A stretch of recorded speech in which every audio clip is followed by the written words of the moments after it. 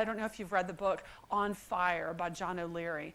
John O'Leary tells a beautiful story, a terrifying story, about when he was a young child. He'd seen some boys who were out on the street who were playing with a can of gasoline. And they took the gasoline and they poured it down the street, and then they took a match to the other end and they lit it and they threw it on the ground and they watched the fire chase back up the gasoline.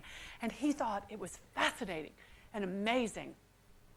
And so his parents left that weekend to go out and run their errands, and they left him at home with his sibling. And he decided he was going to do what the big boys did.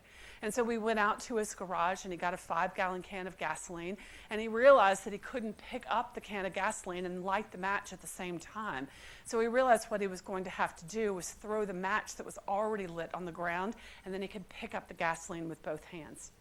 So as he picked it up and poured it, as you can imagine, the fire chased up the gasoline and exploded. And John O'Leary was burned on 99% of his body. And he said, I realized that there were surgeons and nurses and people surrounding me everywhere. But he said, the person who saved my life was in housekeeping.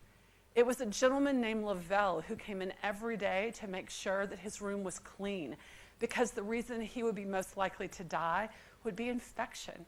And so I think that this is a team sport that embraces all of us. There's a place for all of us to be the recipients and the drivers of gratitude in our organizations.